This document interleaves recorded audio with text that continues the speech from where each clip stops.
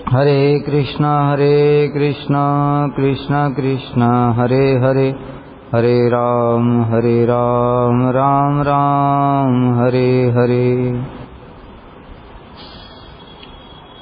श्री बृहद भागवतामृतम तृतीय अध्याय प्रपंचातीतः। प्रथम अध्याय भौम। भौम मतलब इस जगत में, पृथ्वी पर जो कुछ भी है। द्वितीय अध्याय दिव्य। दिव्य मतलब ऊपर के लोक, भुव स्वर्ग मह जन तप सत्य इत्यादि। तृतीय अध्याय प्रपंचातीत, ये प्रपंच से बाहर। प्रपंच क्या है? ये 14 लोकों का जो ब्रह्मांड है वही प्रपंच है, माया द्वारा बनाया हुआ। तो इसलिए इसको प्रपंच कहते हैं। 5 भौतिक पंचभूतों से बना हुआ है। अब तृतीय अध्याय प्रपंचातीत, प्रपंच से अतीत, ऊपर, मतलब जड़ नहीं है वो। अब सब चिन्मय जगत की बात करेंगे। श्री परीक्षित उवाच भगवन्तं हरं तत्र भावाविष्टतया हरे नित्यन्तं कीर्तयन्तं च कृत संकर्षण अर्चनम। तब परीक्षित महाराज जी को जब ब्रह्मा जी ने बताया, नारद जी को जब ब्रह्मा जी ने बताया, परीक्षित महाराज कह रहे हैं, जब नारद जी को ब्रह्मा जी ने बताया कि मेरे ऊपर भगवान की कृपा नहीं है, शिव जी के ऊपर में भगवान की बड़ी कृपा है, और उन्होंने बहुत सारे उदाहरण भी दिए। तब जो देवर्षि नारद हैं वो शिव जी के लोक में चले गए, और उन्होंने दूर से ही देखा। क्या देखा? हरम तत्र भावाविष्टतया हरे। वहां शिव जी भावाविष्ट थे। किस चीज में भावाविष्ट थे? भगवान हरि के भजन करने में।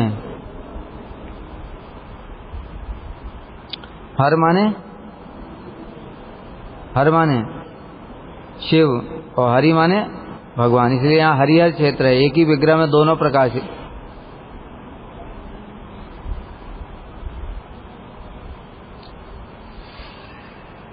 और क्या कर रहे थे? नित्यंतम कीर्तयंतं च, नृत्य कर रहे थे, कीर्तन कर रहे थे। किसका? कृत संकर्षण अर्चन। संकर्षण देव की पूजा कर रहे थे भावाविष्ट होकर, क्योंकि संकर्षण ही उनके इष्ट देव हैं। भृशम नंदीश्वरादीश श्लाघमानम निजानुगान प्रीत्या सजय शब्दानि गीत वाद्यानि तन्वतः। कभी वे नित्य कीर्तन कर रहे थे, कभी जय हो संकर्षण देव की जय हो, इस प्रकार से बोल रहे थे। कभी गीत वाद्य इत्यादि में विभोर होकर के नंदीश्वर जैसे अनुचरों को साधुवाद प्रदान कर रहे थे, और कभी करताली बजाने में समर्थ उमा देवी की प्रशंसा कर रहे थे। तो उमा देवी, जब कीर्तन चल रहा है तो उमा देवी, उनकी शक्ति है जो हाथ से ताली बजा रही हैं, तो शिव जी प्रशंसा कर रहे हैं, कहते वाह वाह कितना सुंदर ताली बजाया। जैसे हम लोग देखते हैं ना, करताल बजाते हैं, कोई कांसर बजाता है, कोई मृदंग बजाता है, कहते बहुत सुंदर बजाया, ऐसे कर। इस प्रकार की लीला का दर्शन करके नारद जी अत्यधिक आनंदित हुए और उन्हें प्रणाम करके वीणा वादन करने लगे।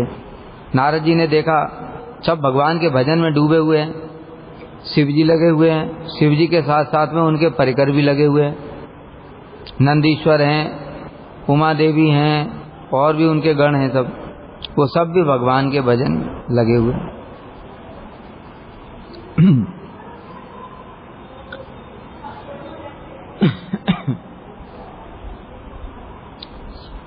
तो संकर्षण के भाव में आविष्ट होकर के उच्च स्वर से नाम कीर्तन कर रहे थे। बीच बीच में प्रीति पूर्वक स्तव कर रहे थे। स्तव मतलब हे प्रभु आप परमेश्वर हैं, हम लोग आपका ही भजन करते हैं, आपके चरण कमल सभी प्राणियों के रक्षक हैं, आप 6 ऐश्वर्यों के भी आश्रय हैं, केवल भक्तों के कल्याण के लिए आप स्वरूप को प्रकट करते। इस प्रकार से शिव जी भगवान की महिमा का कीर्तन कर रहे थे।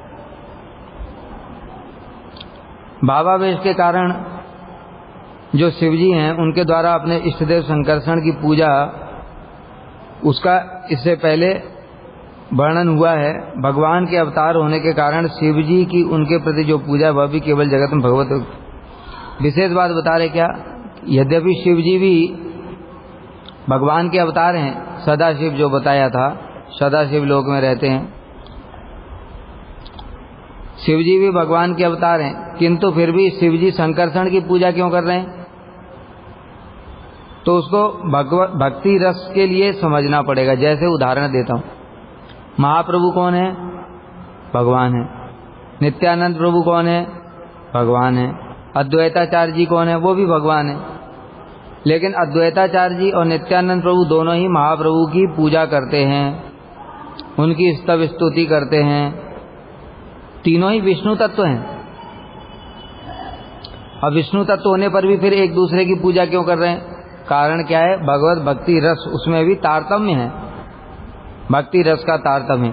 जैसे बताया था कि जो अवतार में सारे रस हैं वह अवतार ही सर्वोत्तम है, बाकी सारे अवतार भी उनकी फिर पूजा करेंगे। जब साथ में दो अवतार रहेंगे तो जो तारतम्य की दृष्टि से जो श्रेष्ठ है, सिद्धांत तत्व वेदे भी श्री कृष्ण स्वरूपयो रसेन उत्कर्षते कृष्ण रूपम ऐसा रस स्थिति।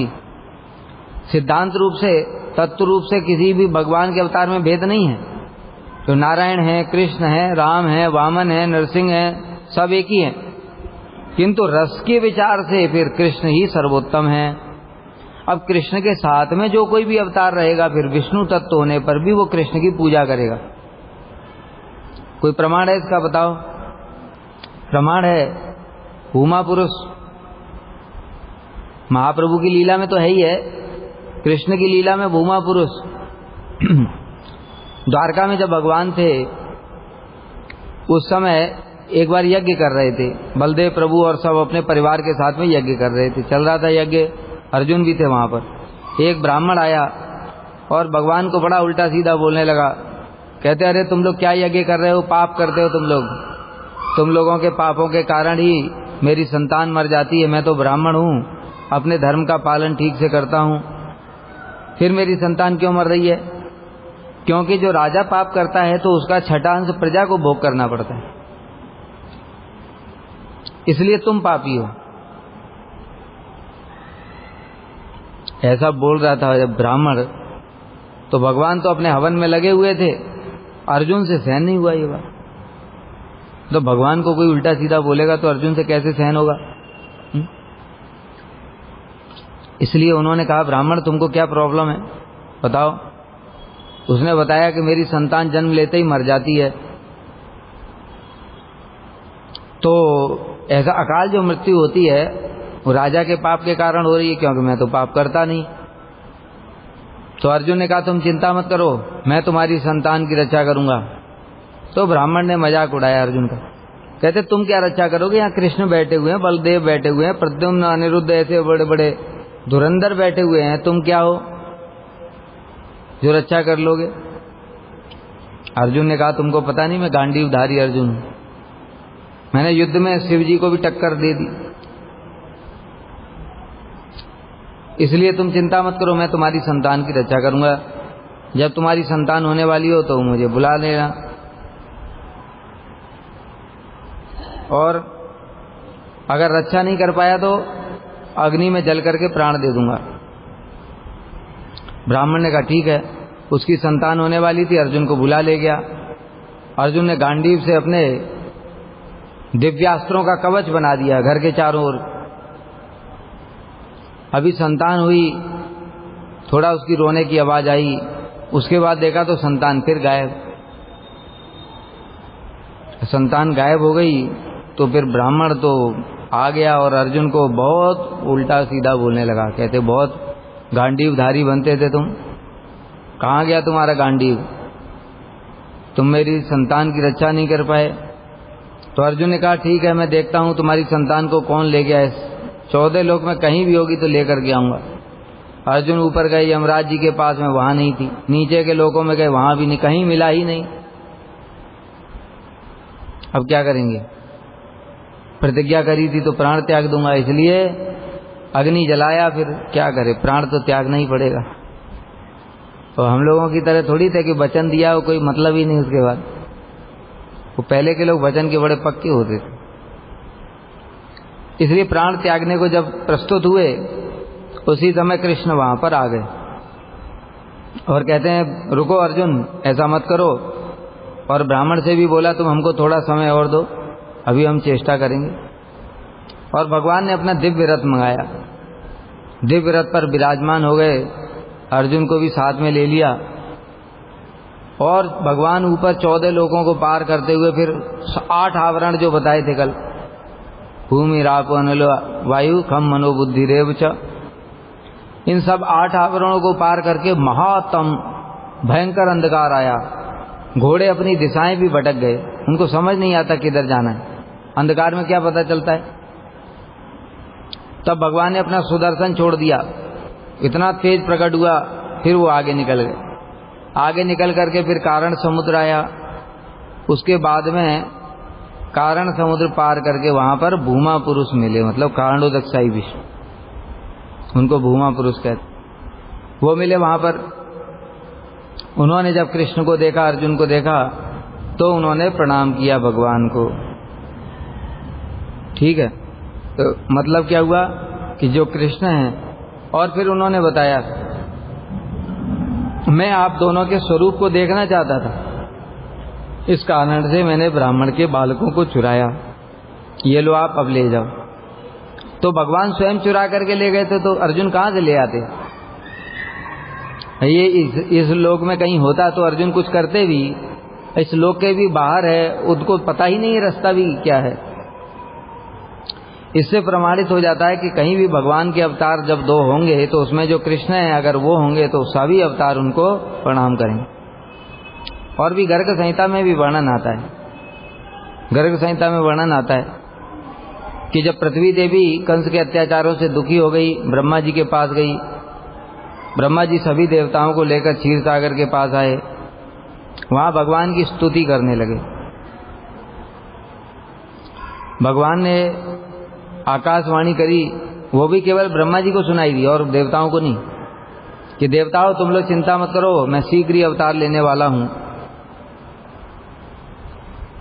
उसके पहले जो विष्णु जी हैं उन्होंने बोला कि देखो इस बार मैं अवतार नहीं लूंगा, इस बार मेरे जो मूल हैं अवतारी, मेरे भी मूल वो कृष्ण, वो अवतार लेंगे। तो ब्रह्मा जी कहने लगे आपके भी मूल, क्योंकि ब्रह्मा जी तो अब तक यही समझते थे ना कि मैं तो इनके नाभि कमल से उत्पन्न हुआ हूं, मेरे पिताजी तो यही हैं विष्णु गर्भोदकशाही। अब वो कहने लगे मेरे भी मूल, तो ब्रह्मा जी को ये बात समझ में नहीं है कि आपके मूल कौन है। कहते हैं मेरे भी मूल हैं कृष्ण, तुम लोग उनके पास जाओ। ब्रह्मा जी ने कहा वो कहाँ रहते? कहते गोलोक में रहते हैं। कहते हम कैसे जाएंगे, रास्ता ही पता नहीं है। तो फिर विष्णु ने कहा ठीक है तुम लोग चिंता मत करो, मैं तुम लोगों को लेकर के वहां चलता हूं। और विष्णु जी सब ब्रह्मा जी लेकर के उनको ऊपर गए और वहां होते फिर कारण समुद्र पार करके और सब पूरा चित जगत में पहुंचे गोलोक में। वहां पर जो कृष्ण की सखियां हैं, वो कृष्ण की सखियां गोलोक के द्वार पर वो पहरा देती हैं बेंत लेकर के। उनके शंख चक्र गदा पद्म की जरूरत नहीं है, वहां कोई वैसे ही जा नहीं सकता, बेंत लेकर के पहरा देती हैं। तो उन्होंने रोक दिया, और रोक दिया तो फिर पूछा तुम लोग कौन हो? ब्रह्मा जी ने अपना परिचय बताया, मैं ब्रह्मा हूं। बड़े गर्व से कहा उन्होंने। तो सखियों ने पूछा कौन से ब्रह्मा हो? तो ब्रह्मा जी देखने लगे इधर उधर, कौन से ब्रह्मा हो? मैं तो अकेला ब्रह्मा हूं। वो तो यही मान रहे थे ना अब तक, तो फिर बता ही नहीं पाए कौन सा ब्रह्मा हूं मैं।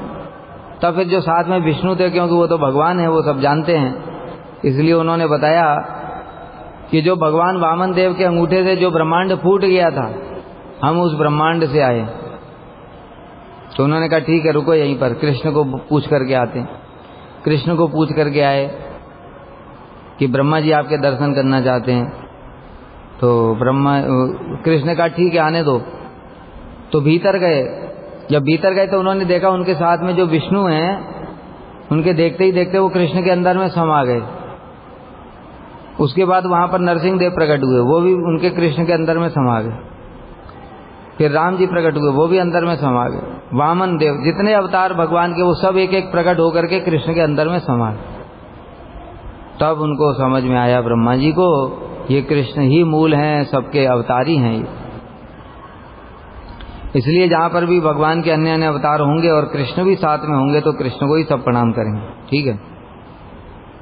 तो उसी प्रकार से यहां पर भी समझना पड़ेगा कि यद्यपि संकर्षण भी विष्णु तत्व हैं और सदाशिव भी विष्णु तत्व हैं, होने पर भी जो सदाशिव पूजा कर रहे हैं संकर्षण देव की क्यों तारतम्य है, उनसे वो अवतार में श्रेष्ठ।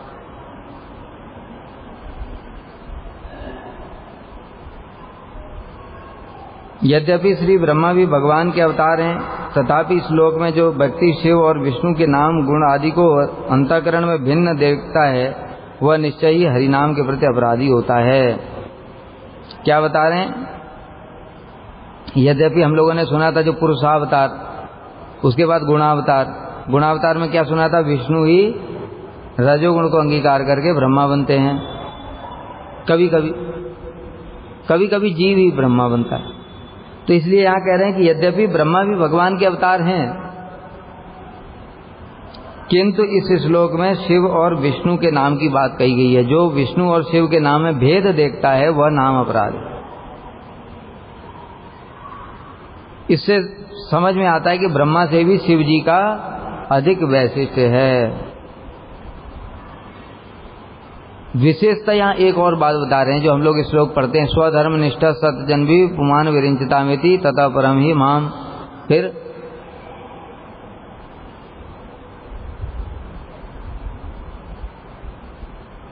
अव्याकृतम भागवतो अथ वैष्णव पदम यथाहम विबुधा कलात्ये। तो यहाँ पर शिव जी कह रहे हैं श्रीमद् भागवत में कि जो 100 जन तक वर्णाश्रम धर्म का ठीक पालन करता है वह ब्रह्मा पद को प्राप्त करता है। लेकिन ये नहीं बोला कि उसके बाद में मेरा पद प्राप्त करता है, शिवत्व को प्राप्त करता है, ऐसा नहीं बोला। क्या बोला उन्होंने? ततः परम ही माम। माम माने मुझे प्राप्त करता है। मुझे मतलब मेरे लोक को। जैसे हम लोग सुनते हैं, भगवान भी कहते हैं यद्गत्वा न निवर्तन्ते तद्धाम परमम मम, जहां जाकर के लौटना नहीं पड़ता है। ठीक है। और भी भगवान गीता में कहते हैं कि ततो माम तत्त्वतो ज्ञात्वा विशते तदनंतरम भक्त्या माम अभिजानाति यावान यचास्मि तत्त्वतः ततो माम तत्त्वतो ज्ञात्वा विशते तदनंतरम। भक्ति के द्वारा ही एकमात्र मुझे तत्वतः जाना जा सकता है, और इस प्रकार तत्वतः जान करके फिर मेरे धाम में प्रवेश करता है। विशते मतलब ये नहीं कह रहे भगवान मुझ में प्रवेश कर जाता है, क्या कह रहे? मेरे धाम में प्रवेश करता है। तो इससे भी समझ में आता है कि धाम में प्रवेश करना एक अलग बात है और भगवान बन जाना एक अलग बात है। कोई भगवान नहीं बन सकता। तो जीव ब्रह्मा तो बन सकता है कि जीव शिव नहीं बन सकता, ऐसा कहीं भी वर्णन नहीं आया।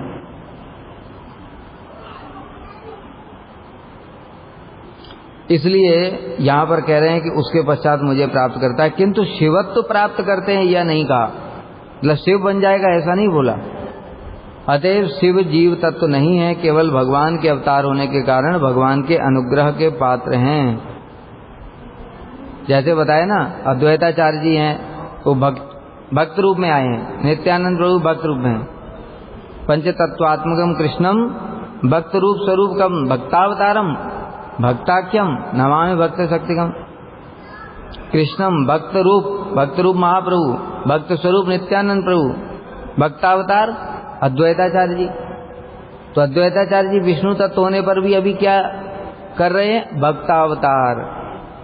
इसलिए तो महाप्रभु को अत्यंत प्रिय हैं। यद्यपि वो स्वयं विष्णु तत्व हैं, फिर भी जगत को शिक्षा देने के लिए भक्ति का आचरण करके दिखा रहे हैं। उसी प्रकार से शिव जी को भी समझना पड़ेगा कि सदाशिव जी हैं जो भगवान के अवतार हैं, होने पर भी वो भक्ति कर रहे हैं। क्यों? जगत को शिक्षा प्रदान करने की,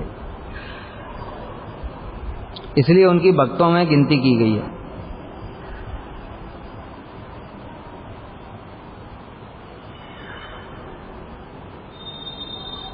और यहाँ पर बता रहे हैं कि जो शिव जी हैं वो अपने अनुचरों को यानी नंदी को साधु साधु जय हो ऐसा कहकर के उनकी प्रशंसा कर रहे थे। क्यों?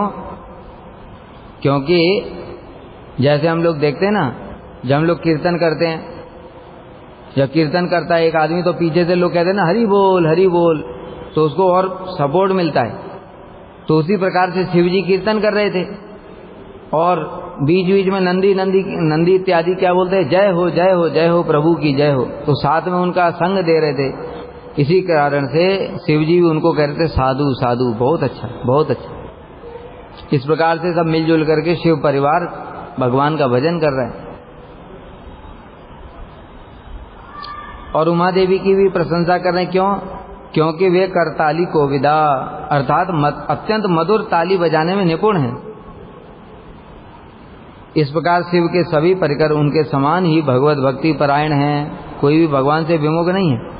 देखो जगत के एक मूर्ख लोग कहते हैं अरे शिव जी स्वयं भगवान का भजन करते हैं, उमा देवी पार्वती देवी उनका भजन करती हैं, नंदीश्वर इत्यादि सब मिलकर के कृष्ण का भजन करते हैं, और जगत के लोग शिव जी को ही भगवान कहते हैं। वो सपरिवार तो भगवान का ही भजन कर रहे हैं।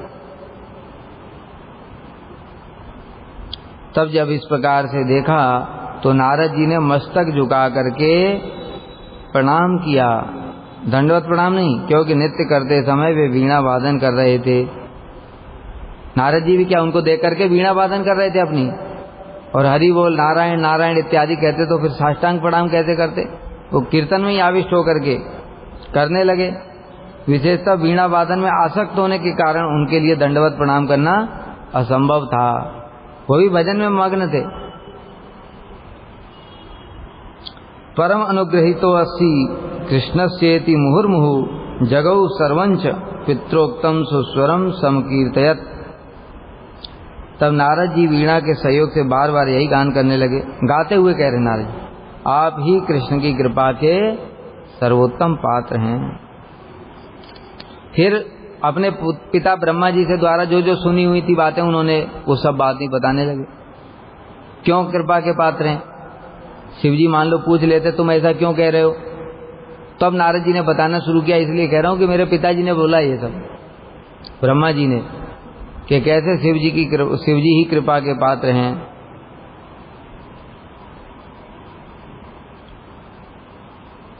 अतः श्री रुद्र पदाब्ज रेणु स्पर्शन काम्यया समीपे अभ्यागतम देवो वैष्णवैक प्रियो मुनिम।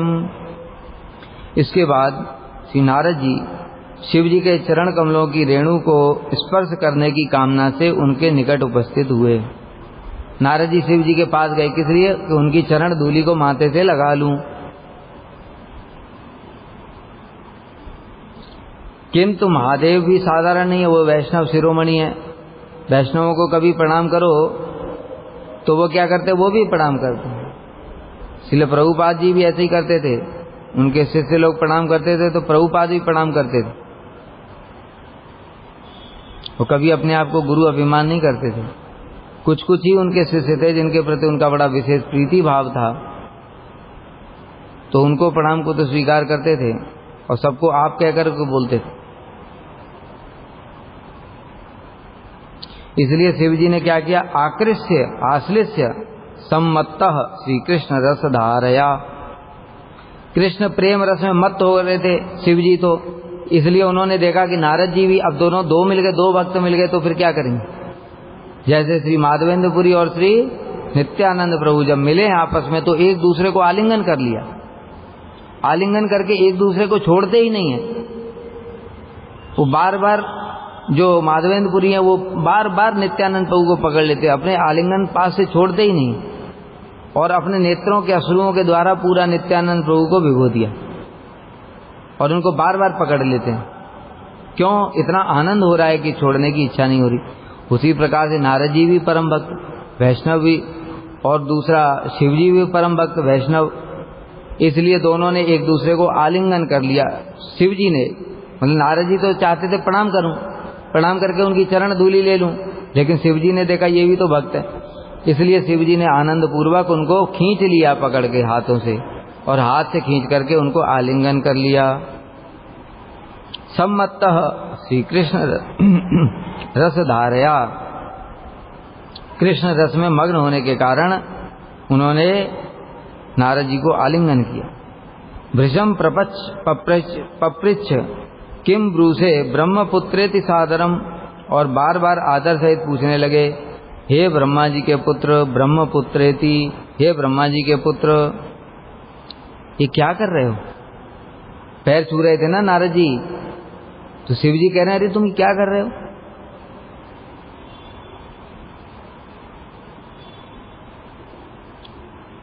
और क्या हुआ कि रुद्र जो शिव जी हैं वो कृष्ण प्रेम रस में अत्यंत उन्मत्त थे, इसलिए उन्होंने नारद द्वारा कहे गए वचनों पर ध्यान भी नहीं दिया। कौन से वचन? क्योंकि उस समय तो कीर्तन कर रहे थे शिव जी, तो उस समय जब नारद जी पहुंचे तो कीर्तन में मग्न थे। तो नारद जी ने बोला आप ही कृष्ण की कृपा के पात्र हैं, तो शिव जी ने ध्यान दिया ही नहीं, बस उन्होंने नारद जी को देखा वो भी कीर्तन कर रहे हैं, ये भी कीर्तन कर रहे हैं, तो उन्होंने पकड़ करके आलिंगन कर लिया।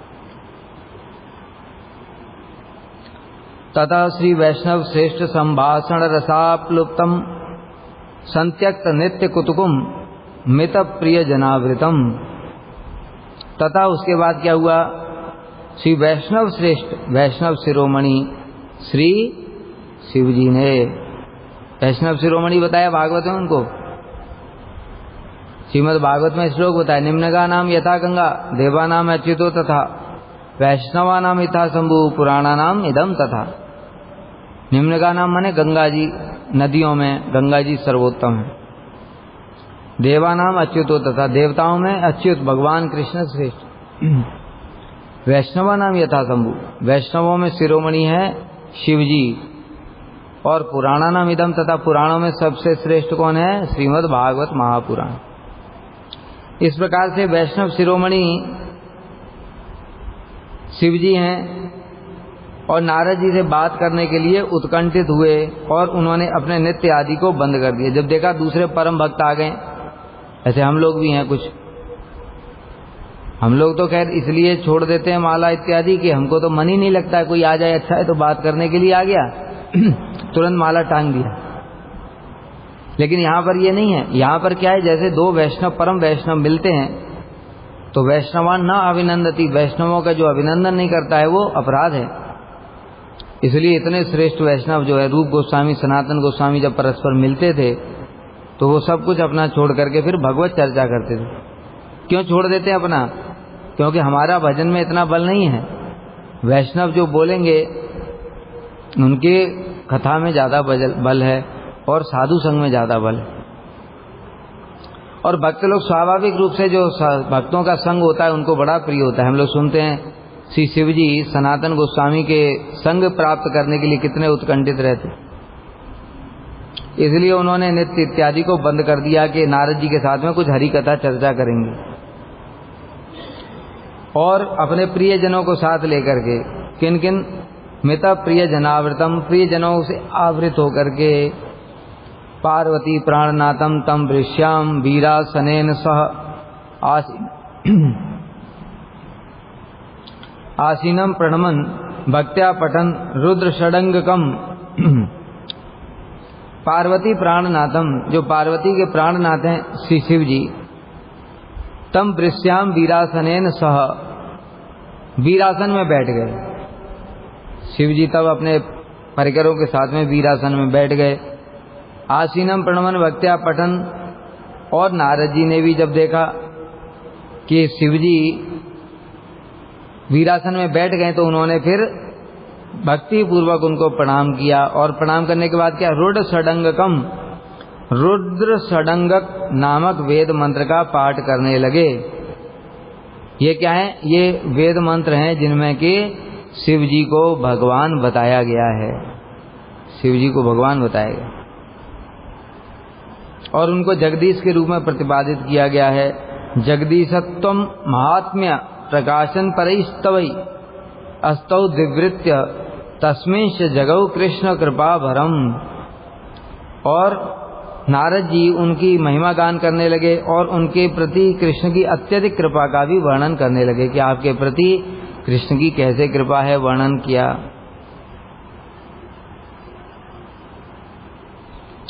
यहाँ बता रहे हैं वीरासन किसे कहते हैं, एक पैर अन्य पैर की जंघा के ऊपर रख करके, देखते ये पैर को इस पैर की जंघा के ऊपर रख दो और दूसरे पैर को पहले पैर पर रखना पड़ेगा, ये वीरासन होता है। और इस प्रकार दोनों हाथों को भी ठीक स्थिति में रखना पड़ेगा। फिर नारद जी ने शिव को भक्ति भाव से प्रणाम किया और प्रणाम करके रुद्र षडंगक नामक वेद मंत्र का पाठ करने लगे। उसमें क्या है, शिव जी ही जगदीश्वर हैं, शिव जी की महिमा इसमें है रुद्र षडंगक में, वही पाठ करने से। कर्णौ पिधाय रुद्रो असौ संक्रोधम वदत वृषम सर्व वैष्णव मूर्धन्यो विष्णु भक्ति प्रवर्तक। किंतु शिव जी कैसे हैं, जब हम लोग देखते हैं माधवेंद्रपुरी, श्री माधवेंद्रपुरी के लिए जब गोपीनाथ जी ने खीर चुराई तो माधवेंद्रपुरी सुबेरा होने से पहले ही चले गए वहां से। क्यों चले गए, क्योंकि वो प्रतिष्ठा नहीं चाहते। तृणादपि सुनीचेन तरोरेव सहिष्णुना अमानिना मानदेना कीर्तनीय सदा। अमानी और मानद जितने भी वैष्णव होते हैं वो इसी प्रकार से गुणों से युक्त होते हैं। स्वयं अमानी, स्वयं मान की कामना नहीं करते और दूसरों को सम्मान प्रदान करते हैं। तो उसी प्रकार से जो शिव जी की जब महिमा वो गान करने लगे नारद जी, तो शिव जी से ही तो ये सहन नहीं हुआ, इसलिए उन्होंने क्या किया, कर्णों पिधाय, वैष्णव चूड़ामणि श्री शिव जी ने अपने दोनों कानों को बंद कर लिया। ऐसे कर क्या बोल रहे नारद जी, मेरी महिमा गान कर रहे हैं, ये ठीक नहीं।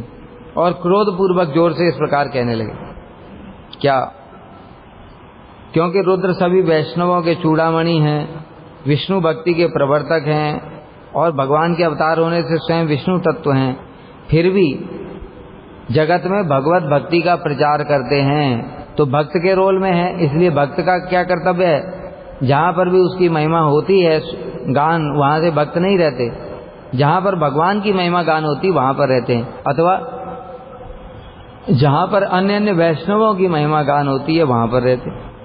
अपनी महिमा सुनना उनको बिल्कुल भी पसंद नहीं है। महाप्रभु जी के लिए जब गाया था श्री रूप गोस्वामी ने ये श्लोक, अनर्पित चरीम चिरात, रामानंद राय ने पूछा उनसे, पहले महाप्रभु ने पूछा, रूप आजकल क्या लिख रहे हो, कहते ललित माधव विदग्ध माधव लिख रहा हूं। तो उसमें मंगलाचरण सुनाओ, तो उन्होंने सुनाया, अनर्पित चरीम चिरात करुण यावतीर्ण कलऊ समर्पित उन्नत उज्ज्वल रसाम स्वभक्ति श्रियम हरे पुरट सुंदर दुति कदम संदीपिता सदा हृदय कंदर स्फुरत वह सचिनंद। इसमें बताया महाप्रभु की महिमा। तो महाप्रभु यह सुन करके संकुचित हो गए, लज्जित हो गए थोड़ा, और लज्जित होकर के महाप्रभु कह रहे हैं ये तो अतिशयोक्ति हो गई, ये ठीक नहीं। तो ये क्यों दिखा रहे, स्वयं महाप्रभु तो कृष्ण ही हैं, लेकिन फिर भी ये आचरण करके क्यों दिखा रहे हैं, क्योंकि भक्तों का ऐसा ही लक्षण है। महाप्रभु कृष्ण हैं लेकिन भक्त के भाव में हैं, इसलिए भक्त जैसा आचरण करके दिखा रहे हैं कि भक्त लोग अपनी प्रशंसा नहीं सुनते हैं। तो इस प्रकार से अन्य अन्य वैष्णवों ने किंतु बोला कि नहीं नहीं, रूप तुमने ठीक ही लिखा, क्योंकि महाप्रभु सबका मुख बंद कर देते थे। रामानंद राय को मना कर दिया, बताना नहीं। सार्वभौम भट्टाचार्य को मना कर दिया, बताना नहीं किसी को। षडभुज रूप दिखाया, फिर मना कर दिया कि मैं भगवान हूँ, बताना नहीं। सबने मना कर, सबको मना कर दिया, कोई बोल नहीं पाता था डर के मारे। लेकिन रूप गोस्वामी ने खुले आम बिल्कुल बोल दिया कि क्या, हरि पुरट सुंदर दुति कदम संदीपिता सदा हृदय कंदर स्फुरत वह सचिनंदन। जो भगवान हरि हैं वही इस समय आए हैं प्रकट होकर के, ऐसे श्री सचिनंदन गौर हरि मेरे हृदय में स्फुरित हो। तो स्पष्ट रूप से बोल दिया, तो भक्तों को बड़ा आनंद हुआ। तो इसी प्रकार से यहाँ कह रहे हैं, यद्यपि वो विष्णु तत्व हैं, विष्णु तत्व होने पर भी क्योंकि जगत में भक्ति का प्रचार करते हैं, तो भक्त अगर खुद ही आचरण नहीं करेगा भक्त खुद अपने पैर ऐसे पुजवाएगा तो फिर शिक्षा क्या देगा? उसको देख करके दूसरे लोग भी ऐसे ही करेंगे। महाप्रभु ने क्या किया? गुंडीचा मंदिर मार्जन के टाइम महाप्रभु स्वयं कृष्ण और जगन्नाथ जी के लिए तैयार कर रहे हैं मंदिर, सफाई वफाई चल रही है। तो जगन्नाथ जी तो कृष्ण हैं, लेकिन मूल तो ब्रजेंद्र नंदन ही है ना, और वो ब्रजेंद्र नंदन स्वयं महाप्रभु हैं। लेकिन होने पर भी क्या किया उन्होंने? एक जब गौड़ी है भक्त, उसने उनके चरणों पर पानी डाल दिया और पानी डाल करके पी गया। साथ ही साथ स्वरूप दामोदर को बताया, कहते हैं देखो तुम्हारा ये गौड़ी क्या कर रहा है, ये खुद भी डूबेगा और मुझे भी डुबाएगा। अरे भगवान के मंदिर में किसी व्यक्ति की पूजा करना अपराध है। अब महाप्रभु क्या कर रहे हैं? ये शिक्षा दे रहे हैं कि भगवान के ठाकुर जी के मंदिर में किसी व्यक्ति की पूजा करना अपराध होता है। ये शिक्षा देने के लिए, अगर महाप्रभु ऐसा नहीं करते तो सब क्या करते? सभी अपने अपने पैर पुजवाते, और पुजवा भी रहे हैं आजकल लोग, बहुत सारे लोग। लेकिन जो वैष्णव हैं वो अपने आचरण के द्वारा ऐसी शिक्षा देते। श्रील वामन गोसाई महाराज जब भी उनकी व्यास पूजा होती थी, वो व्यास पूजा से 2-3 दिन पहले ही प्रचार का बहाना करके चले जाते। कहाँ जाएंगे कुछ पता नहीं, और फिर जब वो व्यास पूजा खत्म हो जाती थी तभी लौट करके आते।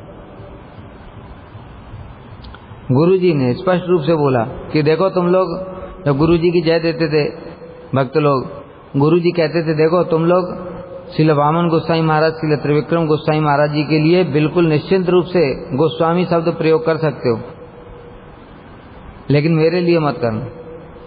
कैसा दीनता दिखाया उन्हें।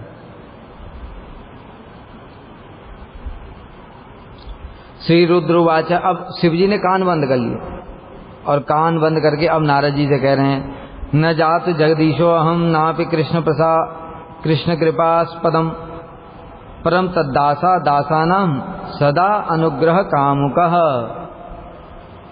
अब जो भक्त का लक्षण होता है वही शिव जी एकदम पूरा, तभी तो उनको वैष्णव शिरोमणि कहा गया है।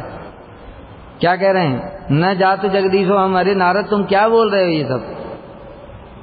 मैं न जगदीशो हम, मैं जगदीश्वर नहीं हूं। ये जो तुमने अभी पाठ किया रुद्र षडंगकम, उसमें जो बोला ये बात ठीक नहीं है। मैं जगदीश्वर नहीं हूं। और क्या है? न अपि कृष्ण कृपास्पदम, और मैं कृष्ण की कृपा का पात्र भी नहीं हूं। ये भी तुम बोले ठीक नहीं। तब क्या है आपका? फिर क्या परिचय? परम तद्दासा दासानाम, परम तद्दास दासानाम सदा अनुग्रह कामुका। अरे मैं तो उनके दासों के दासों का दास का कृपा चाहता हूं। जो महाप्रभु ने बताया, अपना परिचय क्या बताया? पुजारी पूजा करते हैं तो क्या बोलते हैं? यही मंत्र बोलते हैं पहले, नाम विप्रो न च नरपति ना वैश्यो न शूद्रो नाहम वर्णी न च गृहपति नो वनस्तो यतिर्वा किंतु प्रोद्यन निखिल परमानंद पूर्णामृताब्दे गोपीर भर्तु पद कमलयोर दास दासानुदास। क्या बता रहे इसमें? गोपीर भर्तु, न मैं विप्र हूं, न ब्राह्मण क्षत्रिय वैश्य शूद्र नहीं हूं, गृहस्थ वानप्रस्थ सन्यासी ब्रह्मचारी भी नहीं हूं, कुछ भी और कुछ नहीं। तब फिर क्या है? फिर गोपीर भर्तु पद कमल।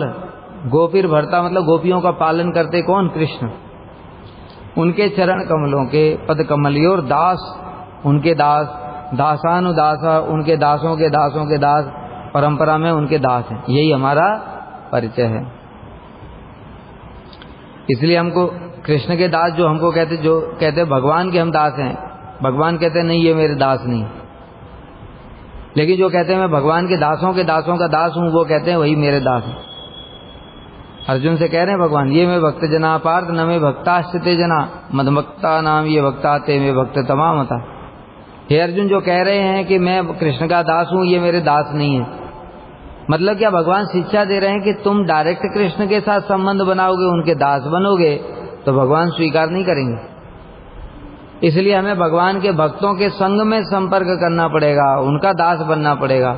उनके जब दास बन जाएंगे तब भगवान अपने दास बना लेंगे। तो शिव जी यही कह रहे हैं, शिव जी अपना यही परिचय दे रहे हैं कि मैं उनके दासों का दास हूं। श्री परीक्षित उवाच संभ्रांतो अथ मुनिर्हित्वा कृष्ण नैक्येन तत्स्तुतितं सापराध मिवात्मानं मन्यमानो अब्रवीत् शनैः। संभ्रांतो अथ, तब ऐसी शिव जी की ऐसी बात सुनकर के नारद जी ने अपने आप को अपराधी मान लिया और कृष्ण और शिव एक ही स्वरूप हैं इस प्रकार की स्तुति करना बंद कर दिया। नारद जी समझ गए, अरे शिव जी को ये बात अच्छी नहीं लगी, क्योंकि शिव जी तो वैष्णव शिरोमणि हैं और मैंने ये अपराध कर दिया। क्यों वैष्णवों के सामने उनकी प्रशंसा करना उनको अच्छी नहीं लगती, इसलिए ये मेरा उल्टा ही अपराध हो गया। इसलिए अपने को अपराधी मानते हुए कृष्ण और शिव एक ही स्वरूप हैं इस प्रकार की स्तुति करना बंद कर दिया और कहने लगे, क्या श्री नारद उवाच सत्यमेव भवान विष्णुर्वैष्णवानांच दुर्गमां निगूढ़ां महिम श्रेणीं वेत्ति विज्ञापयत्यपि। सत्यम एव भवान, नारद ने कहा यह बात सत्य है, भगवान माने आप, विष्णुर वैष्णवानांच दुर्गमाम, विष्णु और वैष्णवों की दुर्गम निगूढ़ महिमाम श्रेणीम वेत्ति और विज्ञापयत्यपि। नारद जी कह रहे हैं कि यह सत्य है कि आप जो हैं वो विष्णु की महिमा को पूर्ण रूप से जानते हैं, और ये भी सत्य है कि आप वैष्णवों की महिमा को भी पूर्ण रूप से जानते हैं, और सिर्फ जानते ही नहीं हैं विज्ञापयत्यपि और दूसरों को भी जनाते हैं। यह बात तो सत्य ही है। जगत में विष्णु भक्ति का प्रचार कौन करते हैं? शिव जी करते हैं। यहाँ तक कि जो शिव जी की भी शरण में आता है तो उसको फल क्या देते शिव जी? उसको भगवान की शरण में भेज देते। ये रामचरितमानस में जो वर्णन है, काकभूषणी की कथा आई है, उसमें वर्णन है जो काकभूषणी के गुरु जी थे। ये काकभूषणी क्या था? एक शूद्र कुल में जन्म लिया था अयोध्या में, और अयोध्या में अकाल पड़ गया। अयोध्या में रहते हुए भी अयोध्या की महिमा नहीं जानता। अकाल पड़ गया तो वहां उज्जैन चला गया। उज्जैन चला गया, वहां पर एक ब्राह्मण मिल गए। ब्राह्मण ने इसको कृपा की और इसको अपना शिष्य बना लिया। उनसे बहुत सारी शिक्षा ग्रहण कर ली। ये भी पंडित हो गया, और पंडित होकर के खूब अपना अहंकार में जो सब करता था, और धीरे धीरे शिव जी का भक्त था पर राम जी की भक्ति नहीं करता। शिव जी का भक्त था, विष्णु की भक्ति नहीं करता था। तब एक दिन इसकी दुर्बुद्धि को देख करके गुरु जी ने कुछ उसको शिक्षा प्रदान की। अरे मूर्ख कहीं के, अरे तुझे पता है शिव जी की भक्ति का फल है राम जी की भक्ति, और राम जी के दास हैं शिव जी। ओ बस इतना सुनते ही तो उसका हृदय जल गया, क्योंकि शिव जी उसके प्रभु हैं। अब प्रभु को दास कोई बोलेगा तो कैसा लगेगा?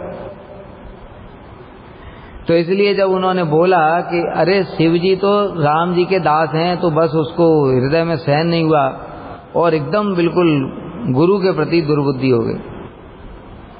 और एक दिन बैठा हुआ था शिव जी के मंदिर में, शिव जी का मंत्र जप कर रहा था। गुरु जी आ गए, गुरु जी को उठ के प्रणाम भी नहीं किया। गुरु जी तो बेचारे वैष्णव थे, इसलिए वैष्णव लोग तो किसी की बात का बुरा नहीं मानते। गुरु जी ने तो कुछ नहीं बोला।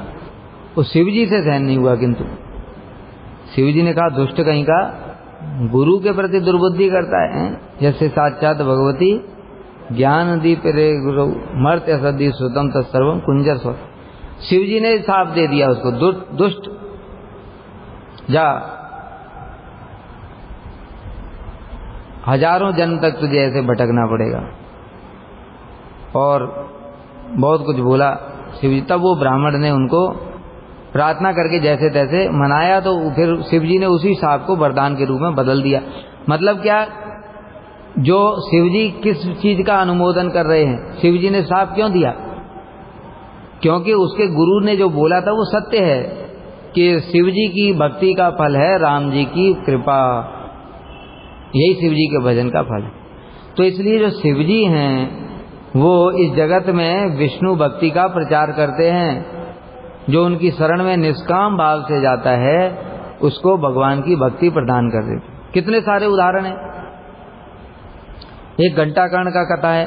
बद्रीनाथ के क्षेत्रपाल शिव जी का भजन करता था और विष्णु से इतना द्वेष करता था कि विष्णु का नाम भी नहीं सुनना चाहता। कान में घंटे लटका रखे थे। जहां कहीं भी विष्णु का मतलब मंदिर आ जाएगा तो उसको पता है तो यहाँ हरे कृष्णा ये सुनाई देगा, इसलिए क्या कर उससे पहले ही वो घंटियां बजा देता था। कान की घंटियां बजा देता था तो विष्णु का नाम कान में नहीं जाएगा। ऐसा था। शिव जी से भजन किया, शिव जी प्रसन्न हो गए। उन्होंने कहा वरदान मांगो। कहता मुझे मुक्ति दे दो। शिव जी ने कहा मुक्ति नहीं मिलेगी। मुक्ति ददाती थी मुकुंद, जो मुकुंद है वही मुक्ति दे सकते हैं, तुमको मुकुंद का भजन करना पड़ेगा। जो उसने कहा कि अब तो क्या भजन करूं, मैं तो कभी उनका नाम भी सुना नहीं है। कान में घंटे बांध रखे थे कि मेरे कान में उनका नाम भी ना जाए, और आप कह रहे हो उनका भजन करो, अभी तो वो कैसे संतुष्ट होंगे। शिव जी ने कहा चिंता मत करो, बड़े दयालु हैं वो, और मैं बोल रहा हूं ना इसलिए वो जल्दी संतुष्ट हो जाएंगे।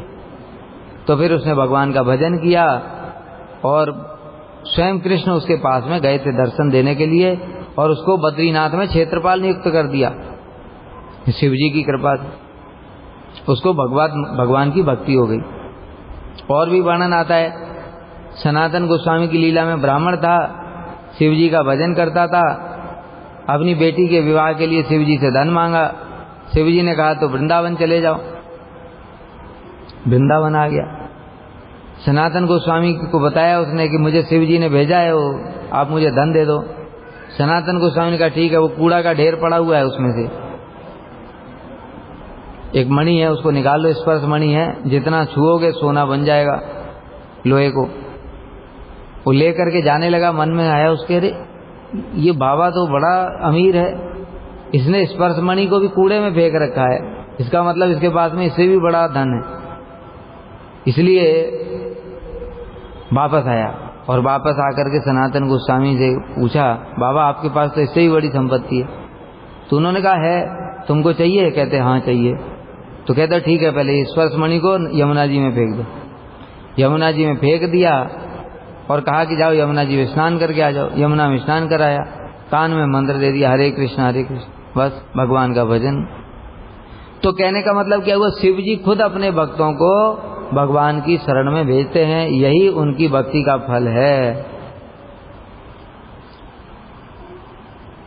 इसलिए नारद जी यहाँ पर कह रहे हैं कि आप ही विष्णु और वैष्णवों की सुदुर्गम निगूढ़ महिमा को जानते हैं और दूसरों को भी उस रहस्य को प्रदान करते हैं। पार्वती देवी को कथा कौन सुना रहा है? शिव जी तो सुना रही है। भागवत जो है अमर कथा, ये कहाँ सुना है? शिव जी ने तो सुनाया पार्वती देवी को, तभी तो वो तोता आकर के सुन लिया। तो सब समय कृष्ण कथा करते हैं और शिव जी स्वयं इस बात को स्वीकार करते हैं। अहम वेदमी सुको वेत्ति व्यासो वेत्ति न वेत्ति वा। मैं जानता हूँ, सुखदेव गोस्वामी जानते हैं। क्या? भक्त्या भागवतम। भागवत को मैं जानता हूँ, सुखदेव गोस्वामी जानते हैं। भागवत मतलब क्या? भागवत मतलब भगवान का अभिन्न स्वरूप, मतलब कृष्ण को, भगवान को शिव जी जानते हैं। भागवत मतलब भक्त, भागवत मतलब जो वैष्णव है उनको भी शिव जी जानते हैं। तो इस प्रकार से नारद जी कह रहे हैं कि आप ही विष्णु और वैष्णवों की सुदुर्गम निगूढ़ महिमा को जानने वाले हैं। अब नारद जी और क्या बोलेंगे फिर हम लोग कल श्रवण करेंगे। वांछा कल्पतरुभ्यश्च कृपा सिंधुभ्यैव च पतितानां पावनेभ्यो वैष्णवेभ्यो नमो नमः।